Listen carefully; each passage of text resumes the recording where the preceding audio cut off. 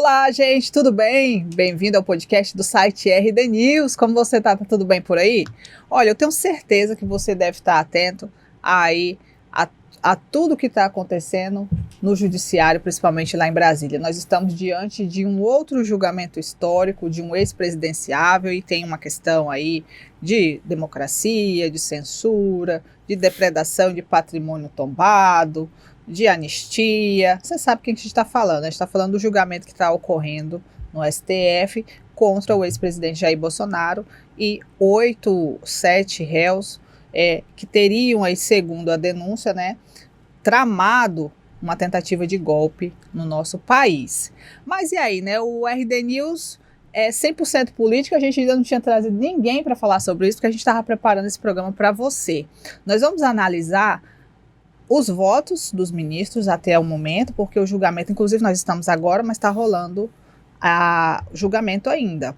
Então nós vamos analisar ponto a ponto da parte jurídica com o advogado Rodrigo Sirineu, que é aí especialista nessa parte eleitoral, tem clientes, deputados, tem muitos políticos importantes no nosso estado, no nosso país, que são atendidos pelo Dr. Rodrigo, e o especialista Vinícius, que vai nos falar, Vinícius de Carvalho, que é cientista político e vai analisar a direita, como que fica a direita, como que fica o Brasil, como que está o Lula vendo isso. Então vamos lá, que a gente vai bater esse papo. Tudo bem, meninos? Tudo bem, melhor agora, né? Estamos conversando aqui na companhia do Rodrigo também, do público, né? O Rodrigo tá quietinho. Rodrigo, a gente, para não tomar muito tempo, né? Porque o Brasil tá igual um final de Copa do Mundo, né? Nós estamos num sentimento assim de final de Copa do Mundo, assistindo cada ponto. Advogado, como que o advogado brasileiro está analisando esse momento? Bom, primeiro registrar a satisfação de voltar aqui, Grace, e estar hoje especialmente com o professor Vinícius aqui para debater um tema tão importante, né? Indo direto ao ponto, a sua pergunta, eu como advogado vejo com muita tristeza nós estarmos acompanhando toda a sociedade, estarmos acompanhando um julgamento de um ex-presidente da República como se final de Copa do Mundo fosse, né? Eu desde o início sempre fui muito crítico a esse posicionamento do Supremo de entender ser legitimado, de ser competente para julgar esse processo. Nós estamos acompanhando o voto dos ministros, e me pareceu de uma lucidez surpreendente, né, o ministro Fux com o seu posicionamento, porque ele é conhecido como um juiz um pouco mais rígido, né, tanto que estão criticando ele nas redes sociais e dizendo aos inimigos Jacobs e aos amigos Ferraioli. Por quê? Porque o Jacobs, ele defende uma postura do direito penal mais inquisitorial, mais rígida, né? Enquanto o Ferraioli é o autor do livro Direito e Razão e propõe uma defesa muito forte do garantismo penal e do sistema acusatório. E fazendo uma comparação entre os votos do ministro Alexandre de Moraes, Flávio Dino e especialmente do ministro Fux, que traz agora, né, esse ponto de divergência, o que a gente vê é a defesa do ministro Fux, especialmente do sistema acusatório, né, e das regras processuais estabelecidas. Por quê? Vamos fazer uma comparação. O Lula, que hoje é presidente da República, ele foi julgado pelo Moro em primeira instância. Então o Lula teve pelo menos 3 instâncias recursais com oportunidades de se defender. Esse pessoal que está sendo julgado hoje, não só o Jair Bolsonaro, mas os generais, o Mauro Cid, enfim, toda essa pleia de pessoas que estavam no governo anterior, eles têm um único juiz, né? E isso fere, inclusive, pactos de direitos humanos que o Brasil é signatário, como a Corte Interamericana de Direitos Humanos, que preconiza a possibilidade de você ter uma instância recursal, né, independente para fazer a análise. O ministro Fux foi muito categórico ao reconhecer isso. Então, será que esse processo deveria ser julgado no Supremo? Né? O Supremo que tem uma jurisprudência muito instável relacionada ao foro por prerrogativa. Cada hora o Supremo vem mudando e a impressão que passa para nós que somos, né, eu acadêmico de direito constitucional que sou, a impressão que passa é que o Supremo vai alterando a sua jurisprudência não de acordo com um critério de coerência jurídica, mas circunstancialmente, né, em decorrência das atividades políticas. Por isso, né, a crítica que se faz hoje da politização da posição do Supremo Tribunal Federal, né, porque esse julgamento de um ex-presidente da República, como disse o ministro Fux também, numa turma, é inédito.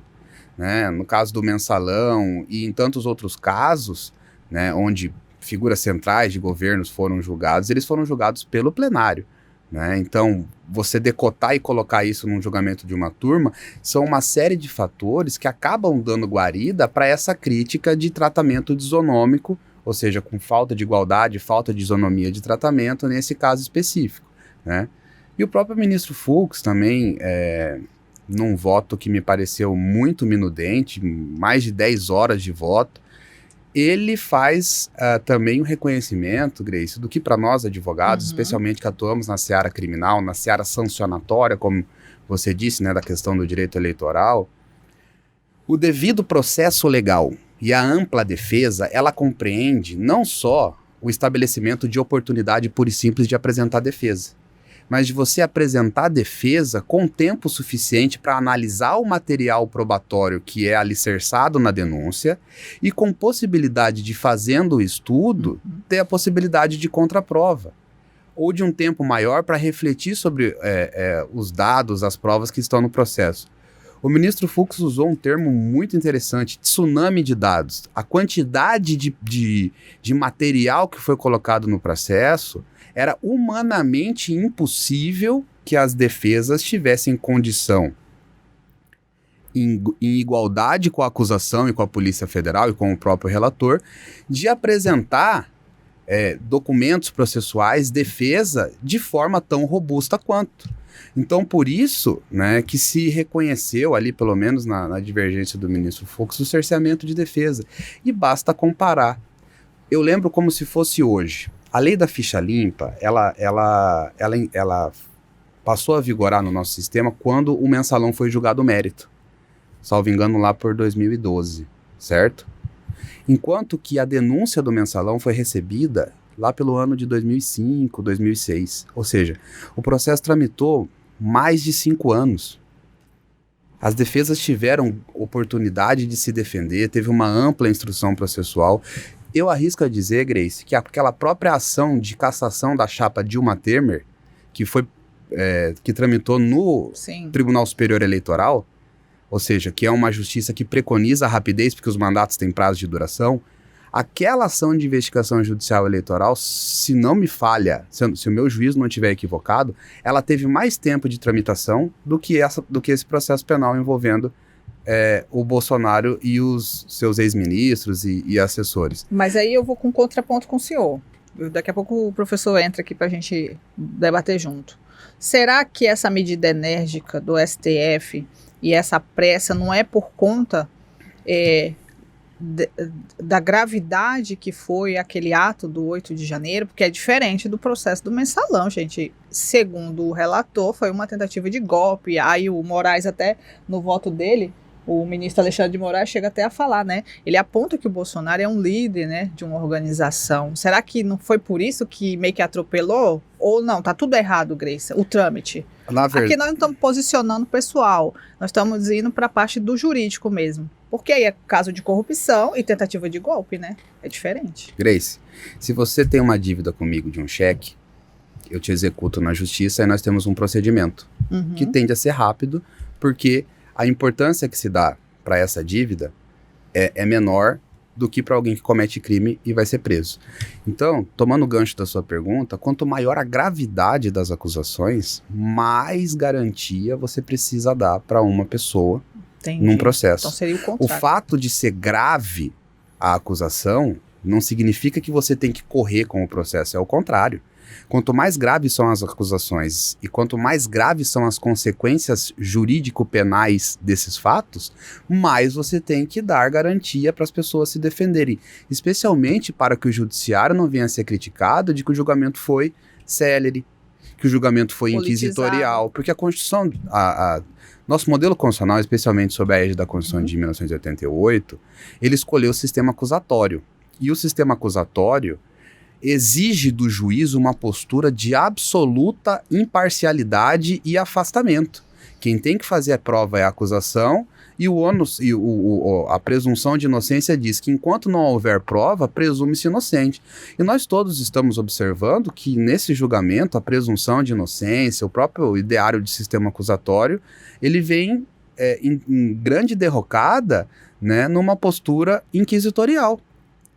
Né? E isso eu posso falar com absoluta tranquilidade porque veja o inquérito, que é apelidado de inquérito do fim do mundo, né? O inquérito das fake news. Ele é aberto de ofício, né, lá no Supremo Tribunal Federal, justamente nessa ideia que você colocou de que precisaria, né, ter uma ideia de democracia militante, né, que é uma ideia importada da Europa, de que em alguma medida a justiça precisa ser militante para defender a democracia, mas eu acho que o Brasil está, o desenho institucional brasileiro, o arquétipo do judiciário, ele tem instituições em primeiro grau que têm condições de fazer, né, toda essa defesa, vamos assim dizer, das instituições democráticas. E também até no ponto de vista mesmo dos atos em si, a análise que o ministro Fux faz, e eu falo isso porque eu sempre, eu tenho para mim, não sei se é a verve de advogado, mas condenar uma pessoa, Grace, exige um conjunto probatório muito robusto. E o ministro Fux traz luzes, porque nós todos aqui não temos conhecimento do processo, nós estamos fazendo análises de acordo com as posições que são colocadas a público pelos ministros do Supremo.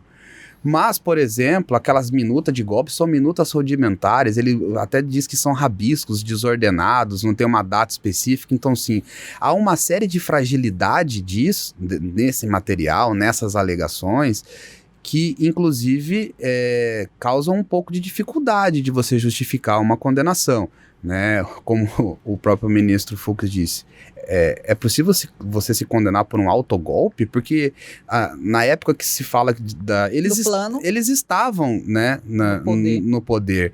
Outra coisa, ele usa a expressão turba desordenada, né, se referindo aos atos ali. De fato, né, se você for parar para fazer uma leitura do que é um golpe de Estado, é algo realmente planejado, estratégico, que tem força financeira, tem força armada. E nesse caso aí, a gente não consegue extrair esses elementos, essa violência, né, essa organização estruturada e criminosa, né? Até mesmo o Flávio Dino usa a expressão, né, falando de Mickey e tal, eu falo pateta. É um personagem presente, é mais uma patetada. Calma, vamos falar dessas, sabe, Grace? Não, mas veja, pra gente resumir, pra quem não é muito afeito, né, e conhecedor do mundo jurídico, pode ser mais considerado uma patetada, né, atos preparatórios que ficaram no campo Eu também entendi isso aí. Da cogitação. Quando ele falou. E o que o ministro Fux diz, isso aí é penalmente irrelevante. Você pode fazer um juízo censório político, trazer a lume isso para uma discussão de natureza política. Agora, um juízo de natureza criminal, né, me parece um pouco exagerado, né, me permito dizer. Então, para ficar nessas linhas iniciais, a análise que eu faço é justamente essa. O Supremo não tinha competência, se tivesse não seria da turma, mas seria do plenário, e esse processo realmente houve cerceamento de defesa. Um processo que foi julgado de forma muito rápida, com uma quantidade de prova que a defesa não teve condição de analisar, e se você for comparar com todos os outros processos que tramitaram no Supremo Tribunal Federal, né, esses processos tiveram muito mais tempo de tramitação. E vou me permitir dizer mais uma coisa, uma corte constitucional, ela não tem vocação para ser juíza de instrução de processo criminal. Uma corte constitucional, geralmente, ela é idealizada para ser um árbitro dentro da federação e resolver conflitos federativos. Quando nós trocamos esse papel principal de uma corte constitucional para ser juíza de instrução de processo criminal, de fatos dessa natureza, né, de uma senhora lá que rabiscou de batom a estátua e tomou 14 anos de prisão, que é uma pena, aliás, muito mais grave do que traficantes e até homicidas recebem, a gente começa a ter um pouco de preocupação com as consequências deletérias que isso vem a ter na formação de uma cadeia de precedentes. Será que nós queremos endurecer a justiça brasileira a esse ponto? Né? Será que a gente não está tratando esse episódio com um rigorismo além, né, da normalidade que se esperava dentro, se isso acontecesse dentro do contexto de normalidade? Então essas situações aí foram colocadas com um pouco de minudência e, no meu ponto de vista, com acerto pelo ministro Fux. Certo. Professor Vinícius de Carvalho, aí tivemos uma aula Sim. muito boa. De do direito nosso processual, né? Direito É verdade. processual Constitucional, eleitoral. um pouco, Agora né? sim, professor, eu vinha no carro pensando, Yeah. e aí o Rodrigo até adiantou aqui para mim, porque eu não tinha lembrado. Hum. Não é a primeira vez que um ex-presidente está no banco dos réus, então, historicamente, na nossa política. Não, ele lembrou do Lula, né, que já era ex-presidente, e eu lembrei do Juscelino Kubitschek também, na E verdade. o Collor, né? Ele É falou o Collor, do Collor. é verdade. E o Juscelino também não chegou a ser processo, mas na época da ditadura militar tinha os infames, né, IPMs, né, inquéritos policiais militares, né. Uhum. Quando eles queriam interrogar alguém, né, eles enquadravam dentro de um IPM, né. Abriam um inquérito, porque tinha fundo bem político e ideológico, né. E o Juscelino, assim, tinha uma resistência grande nas Forças Armadas, né. Então, depois, né, do golpe de 64, ele era senador, né. E ele foi cassado. Né? Ele apoiou o golpe militar, inclusive, votou E foi rápido assim ou foi mais lento? Foi rápido. Foi ainda em 64 ele foi cassado. Meses depois do golpe, o golpe foi em abril, né? 1º de abril, né? 64, ele acho que setembro, outubro ainda daquele ano mesmo, ele já foi cassado. Ele era senador pelo estado de Goiás, né?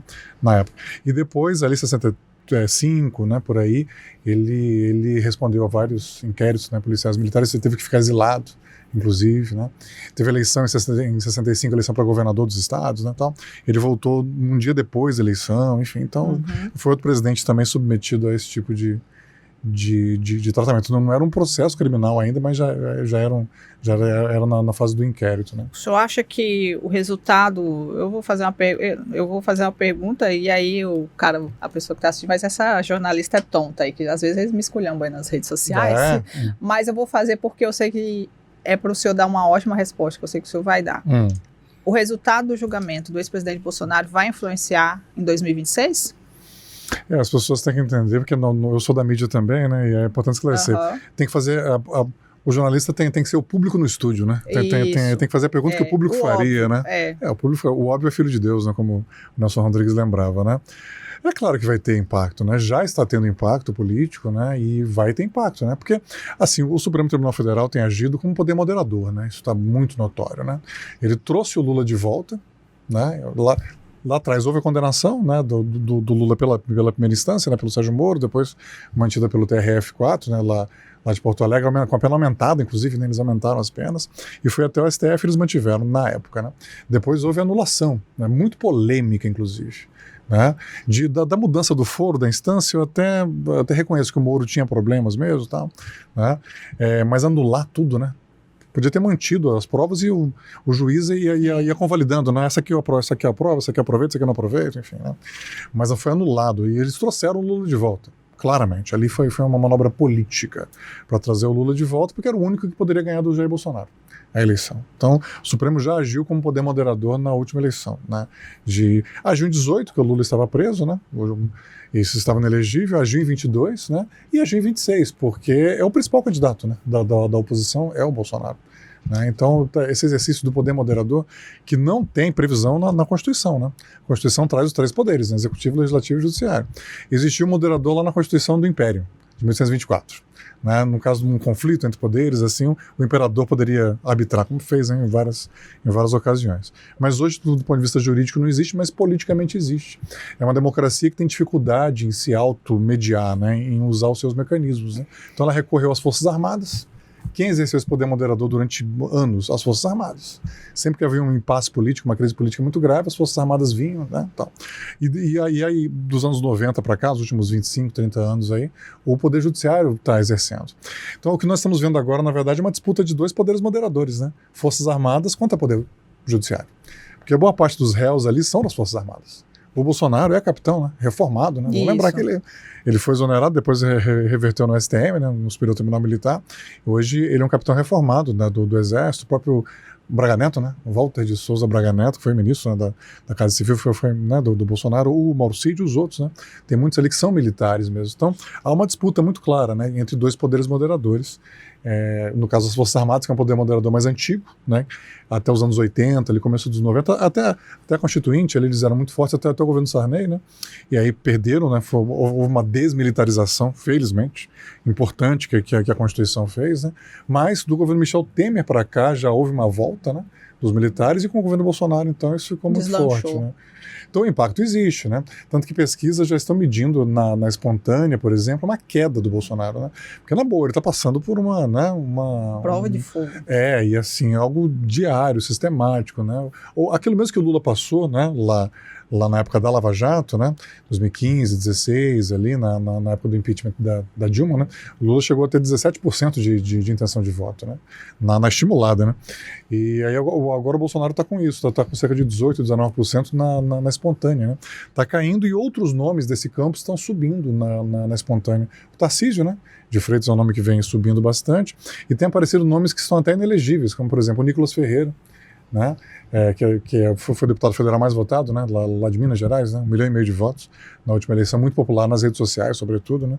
O nome dele tem aparecido em pesquisas espontâneas, né, mas ele é inelegível porque ele não tem 35 anos, né, não tem ele idade, não tem idade. Não tem idade para presidente, exatamente. Entendi. O senhor me assustou. Agora o senhor explicou que foi inelegível. Para governador de Minas, ele está sendo cogitado que ele vai ter os 30 anos, que para governador é 30 anos. E eu estou percebendo esses personagens, assim, eles estão ali atuando nas redes sociais, mas eles estão muito discretos, talvez com medo aí das sanções do ministro, né? Essa história de vídeo, de postar vídeo, de se posicionar, como foi a questão da prisão do domiciliar do Bolsonaro, né? Que aí o Bolsonaro apareceu numa live e aí acabou que fechou essa prisão domiciliar por Bolsonaro. A direita tá tateando, assim, né? A gente percebe esses personagens, tipo o Nicolas, a Michelle, estão meio pianinhos nesse momento, né? Assim, a gente não pode inflamar muito para não prejudicar mais. Você vê essa movimentação ou eu tô equivocada? Não é isso, sim, tem esse receio. Com medo, estão com medo. Vou falar a linguagem bem... Sim, até porque o Nicolas tem outros processos também, ele tem outras situações, né? Então eles estão um pouco reclusos, porque realmente houve uma escalada, né? O Bolsonaro tensionou muito, o STF veio com medidas assim, isso que o Cirineu já abordou, assim, do ponto de vista do mérito, eu sou plenamente favorável ao processo, sabe? Eu acho que a tentativa de golpe já constitui crime, já configura crime, mesmo o autogolpe, porque se for assim, o autogolpe não é punido, então eu posso dar um autogolpe se eu estiver no poder? Né? Então é liberado. Entendi. Acho que o Fux está cumprindo um papel fundamental de revisor do processo. Determinante, fundamental, mas ele tem seus erros também, tem seus excessos. Então, do ponto de vista do mérito, eu acho importantíssimo, né? Mas do ponto de vista processual, tem muito problema, né? Muito problema. O Alexandre de Moraes, ele é acusador, ele é vítima, ele é juiz, né? Mas imagina qualquer um de nós ser julgado pela vítima, né? Eu já vi tanto meme disso. Já viu, né? Então, qualquer um de nós pode cometer um crime, ninguém está livre de uma situação dessa, né? Atropela alguém na rua, né? Machuca alguém. Vou lá ouvir, vou imagina, a pessoa que você atropelou, por exemplo, né? Cirineu tá se cozando. É o seu juiz, né? Então, assim, tem isso. Então, essa pergunta que você fez é correta. Eles estão com receio, estão aguardando, né? Porque da parte do Bolsonaro houve essa escalada mesmo, né? Tanto que hoje ele teve a tornozeleira, né? Hoje ele está em prisão domiciliar, né? Já está em prisão domiciliar. Houve um tensionamento mútuo, né? Os dois lados ali tensionando. E os outros estão com receio porque, assim... Tem 2026, né? Sobram poucos nomes, né? Porque, assim, muita gente acha que haverá uma candidatura do clã Bolsonaro, né? E aí quem seria? Seria... O Eduardo já está nos Estados Unidos, tem uma situação também bastante polêmica, né? Talvez até seja cassado como deputado federal e perca os direitos políticos, né? Ficaria a Michelle e talvez o Flávio Bolsonaro, né? Então, quem vai representá-los? Então, de certa forma, eles estão assim reclusos, né? Certo. Vamos lá. Eu destaquei aqui alguns pontos, aí vocês dois veem quem que pode comentar, mas eu estou evitando do professor Vinícius comentar, para o povo não falar que a gente está, né? Porque ele vai analisar de forma histórica, e a história, eu estudei ciência política, larguei o curso, mas vou voltar. E a histórica, ela condena algumas coisas que aí as pessoas podem achar que a gente está sendo esquerdista, ou está sendo, entendeu? Sim. Você está entendendo? Claro. Então vamos lá. O Alexandre de Moraes, no voto dele, mostra aí a imagem do nosso ministro, presidente do Supremo Tribunal Federal, relator do processo, né? Igual a gente falou. O presidente é o Barroso. É o Barroso, então isso. Tá. Ele foi do TSE, o Alexandre. Ele é o relator do processo, né? Isso. Eu confundi. Então tá. Aí o Alexandre de Moraes, gente, falou assim, né? O Bolsonaro foi o líder golpista e votou pela condenação. E aí o ministro Flávio Dino, que votou também, ele falou assim, não se intimida o STF por tweets, nem cartão de crédito, nem MIC, e aí vem o que nós estávamos conversando aí. Aí o o Alexandre de Moraes, lá durante a audiência, falou assim, nem pateta. Aí o ministro Dino diz, o Pateta é um personagem até central desse enredo, né? Ele fala. Essa postura dos ministros. Eu lembro que antigamente, quando eu estudava o ensino médio, faz um pouquinho de tempo, o ministro era muito sério, era aquela coisa mais, né? Você não tinha nem risinho. Era igual um caveira do BOPE, né? Era aquela coisa bem... Você tinha até medo. E aí você vê um Supremo assim mais relaxado e durante um julgamento de um ex-presidente sai uma piadinha do Mickey, de um tweet. Tweet, gente, ele está se referindo ao presidente dos Estados Unidos, Donald Trump, que fez um tweet, né? Escreveu lá no X, que hoje é o X, uma mensagem sobre o julgamento em relação ao Bolsonaro. Daqui a pouco vamos falar do Trump. E aí... o cartão de crédito é a lei, como que é o nome? Magnitsky. Que você é especialista em falar desse assunto, eu achei muito legal, que o Alexandre de Moraes foi prejudicado, né? Como que você vê aí, vocês dois vê esses ministros de hoje? Eu vou fazer uma retrospectiva histórica, embora você tenha visitado, mas uma questão jurídica, né? A nossa Constituição, ela diz que os julgamentos, né, processuais, julgamentos judiciais, os processos judiciais, eles serão públicos via de regra. Só que nós optamos por um modelo de publicização, não especialmente público. Por quê? Com a instituição da TV Justiça, e isso é a autoria do ministro Marco Aurélio, né, especialmente na gestão do ministro Marco Aurélio no Supremo, você passa a ter o julgamento televisionado, especialmente do STF e do TSE. Tanto que a gente não fica discutindo o julgamento, por exemplo, Grace, do STJ, que tem julgamentos públicos, mas são no YouTube. O STJ é o Superior Tribunal de Justiça, então tem vários julgamentos de repercussão no Brasil que são julgados no STJ. Que a imprensa sempre utiliza. Então, qual que é a questão? Você não tem a dúvida que lá na Corte Suprema dos Estados Unidos e em outros países vão ter situações como as que a hora acontecem. Só que lá os julgamentos não são televisionados. E eles não são televisionados justamente para evitar esse tipo de exposição de instituições e de autoridades públicas que têm o dever de decoro, que têm o dever de reserva. Então, a questão no Brasil é que isso é televisionado em tempo real. Então, às vezes, o ministro, como ser humano que né, e todo juiz tem um pensamento político, como assim, uma vertente, né? Então, ele vai acabar fazendo um comentário dessa natureza. E isso acaba sendo captado de forma instantânea nas redes sociais. Porque lá nos Estados Unidos também, uma coisa é o que é dito nas fases orais, outra coisa é o que é redigido depois na decisão. Então, não é um modelo, na verdade não é uma postura assim, mais ideal, não é? Porque se você pegar a Corte Constitucional brasileira de 20 anos atrás, era um pouco mais ortodoxa. Mas isso acontece, a ortodoxia do cargo. Inclusive até a postura dele, você viu, o Dino tá totalmente relaxado. Aí quem tá mais, aí eu vou falar ortodoxo, que foi isso mesmo, é o Fux, né? Exatamente. Mostra aí o Fux pra você ver. Vamos aí pra linguagem corporal. Exatamente. É visível. É muito visível, assim, né? Você percebe que você vê um cara mais posturado, mais sombrio, porque ele tá tomando uma decisão. Aí você vê o Dino mais, né? E veja, até professor, antes do senhor entrar, mas só para eu terminar. E aí você tem uma questão também, né? Como o professor disse. O Alexandre de Moraes, em alguma medida, ele foi vítima, ele é relator de vários processos, então há uma crítica da comunidade jurídica em cima disso. Mas especialmente nesse caso, a época dos acontecimentos, do 8 de janeiro, etc. e tal, essas coisas, o ministro Flávio Dino, ele era ministro da Justiça, do governo Lula. Então, a rigor, causa uma certa perplexidade, o ministro está julgando esse processo também. Entendi. Entende? Então, o aspecto a ser apontado, Grace, é o seguinte, o Lula, assim, ele fez duas indicações muito ruins de ministros do STF. Né, tanto Flávio Dino quanto o Cristiano Zanin.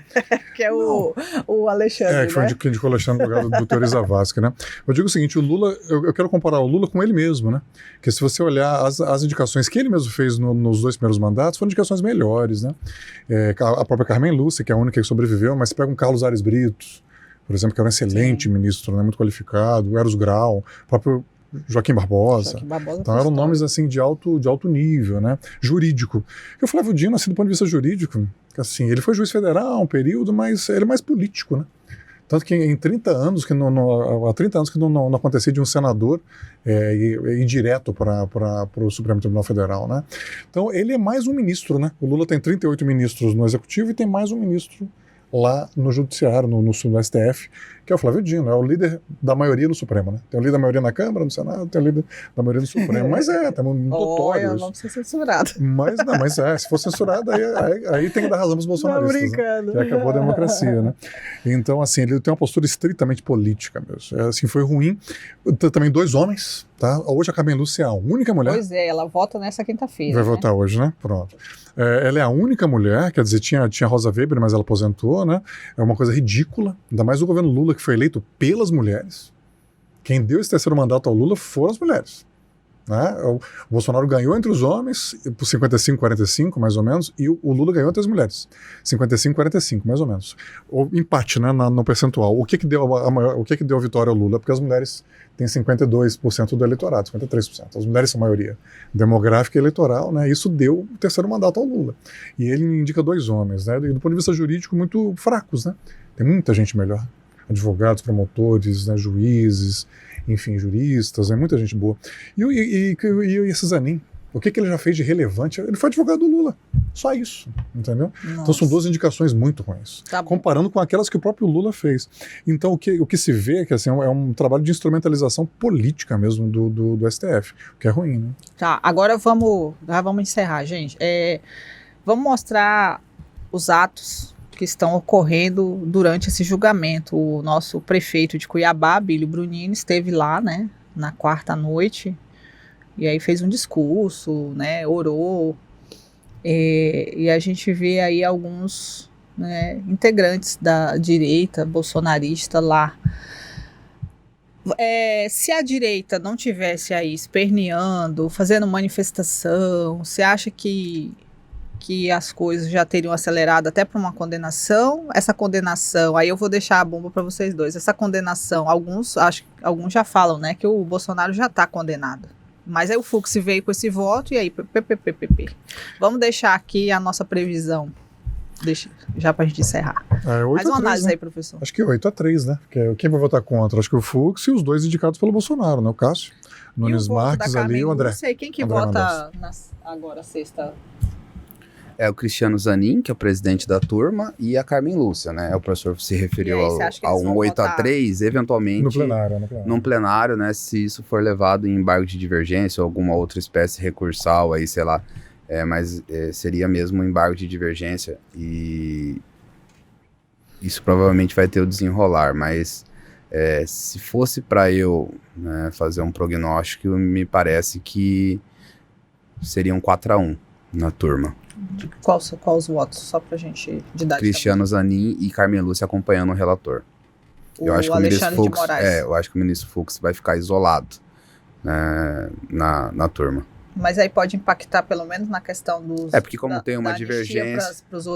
Para as pessoas que participaram, você acha que o Fux vai conseguir amenizar? Eu vi essa análise hoje. Há uma proeminência muito grande do Supremo Tribunal Federal nesses assuntos de natureza política eleitoral. Veja aquela situação do Daniel Silveira, né, que foi anulada no Supremo Tribunal Federal, né, então eu acredito que qualquer tipo de movimento hoje, né, embora historicamente nós tenhamos a lei da anistia lá, foi até julgado pelo Supremo, se a lei da anistia pegaria só a classe política ou também os militares, o Supremo entendeu que foi um voto muito lúcido do ministro Eros Grau, tá? Que eu acho que todos deveriam ler, que tem interesse nessa questão aí, o voto dele sobre a questão da anistia, o momento histórico em que o Brasil vivia, né? E a OAB, que teve um papel muito importante nesse processo de transição, vamos assim dizer, né? Mas eu acredito que hoje, né, pelo momento político institucional vivido no Brasil, qualquer tentativa do Congresso de aprovar uma anistia vai ser derrubada no Supremo Tribunal Federal, na perspectiva de que esses atos atentariam contra a própria Constituição, contra o próprio Estado Democrático de Direito, então eles não seriam passíveis, né, de perdão ou de desconsideração jurídica. Então, obviamente que o voto do Fux vai servir de discurso político para quem é contra a condenação, né? Mas se isso vai ser suficiente para blindar, né, eventual ato normativo do Congresso tendente à anistia, eu acredito que não. Certo. Professor, estamos vendo aí o movimento da direita para a gente encerrar. Bandeira de Israel ali, que está muito presente. Bandeira de Israel, temos aí o Donald Trump dando uns tweets, não vai dar tempo de falar do Trump, infelizmente, mas assim, a direita, se Bolsonaro for preso, eu já até perguntei aqui para a Coronel Fernanda, ela não gostou muito, mas eu tive que perguntar que foi. Eu falei, Coronel... Então você fez uma boa pergunta, porque se você não gostou... Eu falei, Coronel Fernanda, se o Bolsonaro for preso, qual é o plano B da direita, né? Aí ela, mas ele já está preso. O que muda é que ele vai para o quartel. Só que existe um ditado, que aí vocês até conhecem, né? Que a prisão, ela acaba que ela fortalece ainda mais, tanto que o Lula foi eleito. Isso. Se o Bolsonaro for preso, isso não vai ajudar ainda mais? Quer dizer, já está ajudando, porque ele está preso. Agora eu vou falar igual a Coronel Fernanda. Mas assim, esse desgaste de ele ir para um quartel, que ele é militar, tá, gente? De ele ir para um quartel, ele não vai ser igual aquele show que foi do Lula, né? Que veio o helicóptero, o Lula preso. A gente viu aquela imagem, está na minha cabeça até hoje. É muito interessante historicamente. Verdade. O Bolsonaro também, com certeza, se ele for condenado à prisão, vai ter todo esse movimento, vão querer mostrar a imagem dele indo para o quartel, essas coisas. Ele vira um mártir. Então, se ela não gostou da pergunta, Grace, aqui você fez a pergunta certa, porque assim, publicidade é falar o que as pessoas querem ouvir, né? O jornalista tem um papel de tirar das pessoas o que elas não querem falar. Né? Porque justamente, né, ele já está inelegível. Se ele for preso, qual que é o plano B da direita? A direita vai ficar igual à esquerda, que ficou acampando lá no presídio, vai ficar no quartel acampando, isso que eu queria saber. E ela falou que ia esperar. Então, qual que é a orientação política? Porque o PL todo está repetindo esse discurso, e a orientação política deles é falar que o Bolsonaro é o candidato. Assim, porque a tendência deles é repetir o que o Lula fez em 18, né? Chegar que deu certo. E deu certo. Não, em 18. Em 18 ele perdeu pro Bolsonaro, né? Mas onde que eu quero chegar? Ele, mesmo preso, inelegível naquele momento, ele registrou a candidatura a presidente, o Lula. O Bolsonaro pode registrar? Registrar pode. O TSE vai indeferir. Naturalmente, porque ele tá sem o direito. Hoje ele já está inelegível, né? Tem aqueles dois processos, aquele do 7 de setembro de 2022, né? Que ele já foi condenado por aquele, já está inelegível, e aquele da reunião com os embaixadores também lá em Brasília, onde ele criticou a urna eletrônica e tal. Hoje ele já está inelegível e tem mais essas situações aí. Mas acho que o caminho é ele registrar a candidatura, né? E o TSE vai negar, vai recusar, vai indeferir, né? E aí sim ele transfere esse capital político para alguém. Né? Porque a questão toda é essa, né? Esse grupo... Michele, ou pro Tarcísio, vai saber. Isso, ou pro Flávio, né? Ou eventualmente pro Eduardo. Então, a questão toda é essa. Esse campo anti-Lula sai unificado, sai com uma candidatura única, ou sai com várias candidaturas e se reunifica no segundo turno. Porque a rejeição ao Lula é muito alta, muito alta, 45%, 50%, né, quando as pesquisas medem. Então muita gente entende que o Lula assim, vai ter, e eu concordo com isso, vai ser uma eleição muito apertada. Qualquer dos lados pode ganhar, uma eleição de 5% para um lado ou para outro. É Flávia Moretti e Calil Baracate, uma eleição assim, muito apertada, como foi aqui, uma diferença de 2%, né, do eleitorado da Flávia para o Calil. Né? Qualquer um dos lados pode ganhar, mas a rejeição ao Lula é muito alta. Então ainda que o anti-Lula saia fragmentado no primeiro turno, né, com várias candidaturas, no segundo se unifica e pode até ter uma virada, né? Então, o grande capital que o Bolsonaro tem é essa intenção de voto. Então se ele for condenado, recuar, vai ser bom para ele, politicamente. Sim, fortalece essa vitimização, né? No momento está complicado porque ele está apanhando, assim, né? Tá um processo sistemático de acusação mesmo, diária, né? Sem entrar no mérito, mas está muito pesado. Mas tem esse discurso da vitimização, que é muito forte. Ele continua sendo alguém foi esfaqueado, vai para o hospital, volta. Reforça o messianismo, né? E assim, ele vai continuar com seus 30 e poucos % aí nas pesquisas estimuladas, que é um capital político que poucas pessoas têm no Brasil, né? Certo. Olha, obrigada, viu? Adorei bater esse papo com vocês, aprendi bastante. Obrigado pela colaboração de vocês. Vamos acompanhar aí, vamos ver o resultado. Depois, quem sabe, a gente volta aí para ver quem acertou. 4-0? Não, 4-1. 4-1. De quem que é o voto Fux, né? O né? Fux, E você? Eu concordo com o Rodrigo, 4-1 na turma. E se for o plenário, oremos, né? Que vá para o plenário 8-3, eu acho. Tá bom, o processo não pode arquivar. Eu acredito que no plenário pode ter até um 7-4. Eu acho que pode ser que o ministro Dias Toffoli vote pela absolvição também, porque ele tem uma postura mais moderada com relação a isso. E a gente fica preocupado porque, dependendo do resultado, o Brasil fica ainda mais polarizado e mais inflamado e as pessoas ficam mais ariscas, mais arredias, né, gente? Vamos torcer pela paz. Obrigado pelo convite, estamos sempre à disposição aqui da RD. Obrigado, Grace, obrigado, Rodrigo, pela companhia e o público aqui, né, do podcast aqui da RDTV. Obrigada, gente. Olha, comenta aí, fala aí qual é o seu placar, né? Estamos aí numa final de Copa do Mundo, tá bom? Segue a gente no YouTube, segue a gente nas redes sociais, segue o advogado Rodrigo Cirineu, vou deixar a arroba dele aí, e segue o nosso cientista político, Vinícius de Carvalho, que eles dois estão sempre produzindo conteúdo lá. Um abraço. Tchau.